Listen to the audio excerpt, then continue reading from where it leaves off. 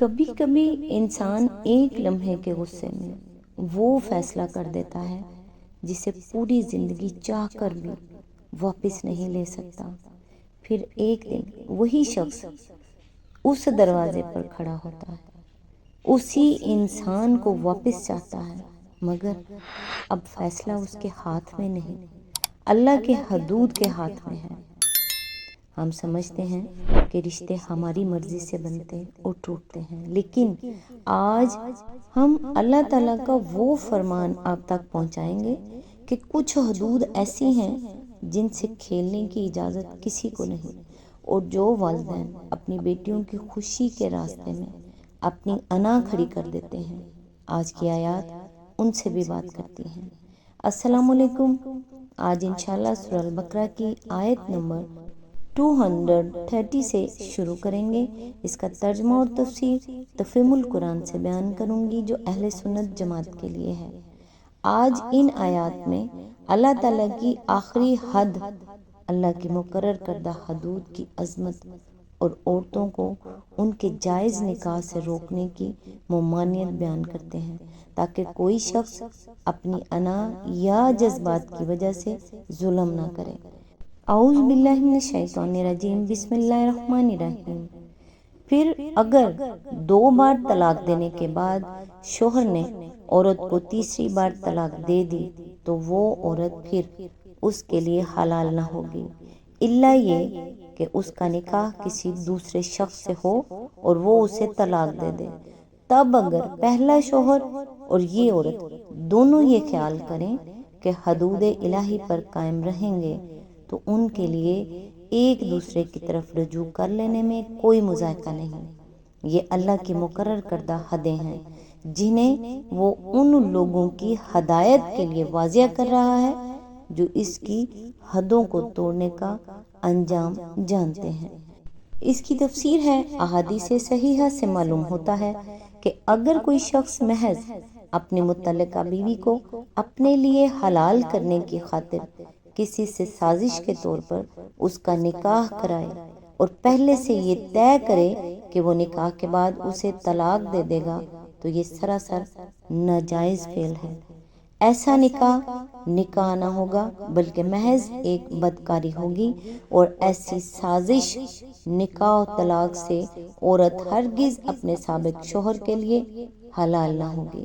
حضرت علی اور ابن مسعود اور ابو ہریرہ اور عقبہ بن عامر کی متفقہ روایت ہے کہ نبی صلی اللہ علیہ وآلہ وسلم نے اس طریقے سے حلالہ کرنے اور حلالہ کرانے والے پر لعنت فرمائی ہے۔ اس آیت سے سبق یہ ملتا ہے کہ طلاق کو کھیل نہ بنایا جائے۔ جب اللہ کی مقرر کردہ حد پوری ہو جائے تو اس کے بعد رجوع اپنی مرضی سے نہیں ہو سکتا۔ اللہ کی حدود سب پر لازم ہے۔ غصے میں ایسا فیصلہ نہ کریں جس کا پچھتاوا پوری زندگی رہے۔ اللہ کے احکام کو سنجیدگی سے لیں۔ آیت نمبر 231۔ اور جب تم عورتوں کو طلاق دے دو اور ان کی عدت پوری ہونے کو آ جائے تو یا بھلے طریقے سے انہیں روک لو یا بھلے طریقے سے رخصت کر دو، محض ستانے کی خاطر انہیں نہ روکے رکھنا کہ یہ زیادتی ہوگی، اور جو ایسا کرے گا وہ در حقیقت آپ اپنے ہی اوپر ظلم کرے گا۔ اللہ کی آیات کا کھیل نہ بناؤ۔ بھول نہ جاؤ کہ اللہ نے کس نعمت عظمیٰ سے تمہیں سرفراز کیا ہے۔ وہ تمہیں نصیحت کرتا ہے کہ جو کتاب اور حکمت اس نے تم پر نازل کی ہے اس کا احترام ملحوظ رکھو، اللہ سے ڈرو اور خوب جان لو کہ اللہ کو ہر بات کی خبر ہے۔ اس کی تفسیر ہے، یعنی ایسا کرنا درست نہیں ہے کہ ایک شخص اپنی بیوی کو طلاق دے اور عدت گزرنے سے پہلے محض اس لیے رجوع کر لے کہ پھر اسے ستانے اور تنگ کرنے کا موقع ہاتھ آ جائے۔ اللہ تعالیٰ ہدایت فرماتا ہے کہ رجوع کرتے ہو تو اس نیت سے کرو کہ اب حسن سلوک سے رہنا ہے، ورنہ بہتر ہے کہ شریفانہ طریقے سے رخصت کر دو۔ اسی آیت کے ضمن میں آگے فرمایا، یعنی اس حقیقت کو فراموش نہ کر دو کہ اللہ نے تمہیں کتاب اور حکمت کی تعلیم دے کر دنیا کی رہنمائی کے عظیم الشان منصب پر مامور کیا ہے۔ تم امت وسط بنائے گئے ہو، تمہیں نیکی اور راستی کا گواہ بنا کر کھڑا کیا گیا ہے۔ تمہارا یہ کام نہیں ہے کہ ہیلا بازیوں سے آیات الہی کا کھیل بناؤ، قانون کے الفاظ سے روح قانون کے خلاف ناجائز فائدے اٹھاؤ اور دنیا کو راہ راست دکھانے کے بجائے خود اپنے گھروں میں ظالم اور بدراہ بن کر رہو۔ اس آیت سے سبق یہ ملتا ہے کہ اگر رجوع کرو تو اصلاح کی نیت سے کرو، اور اگر جدائی ہو تو عزت اور بھلائی کے ساتھ۔ عورت کو تکلیف دینے یا انتقام لینے کے لیے رشتہ قائم رکھنا ظلم ہے۔ کسی انسان کو اپنی انا کی سزا نہ دے، خاص طور پر اس شخص کو جس کے ساتھ کبھی محبت اور زندگی کا وعدہ کیا تھا۔ آیت نمبر 232، جب تم اپنی عورتوں کو طلاق دے چکو اور وہ عدت پوری کر لیں تو پھر اس میں مانع نہ ہو کہ وہ اپنے زیر تجویز شوہروں سے نکاح کر لیں، جبکہ وہ معروف طریقے سے باہم مناکحت پر راضی ہوں۔ تمہیں نصیحت کی جاتی ہے کہ ایسی حرکت ہرگز نہ کرنا اگر تم اللہ اور روز آخر پر ایمان لانے والے ہو۔ تمہارے لیے شائستہ اور پاکیزہ طریقہ یہی ہے کہ اس سے باز رہو، اللہ جانتا ہے تم نہیں جانتے۔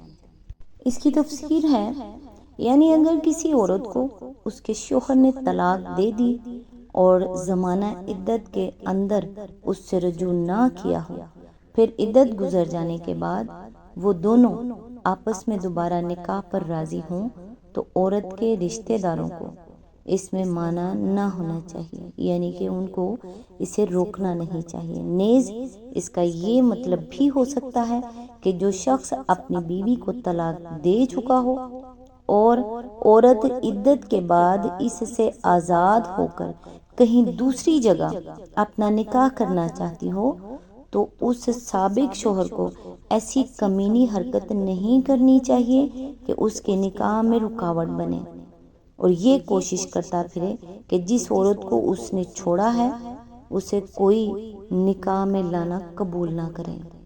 اس آیت سے سبق یہ ملا کہ اگر میاں بیوی باہمی رضامندی سے دوبارہ نکاح کرنا چاہیں تو ان کے راستے میں رکاوٹ نہیں بننا چاہیے۔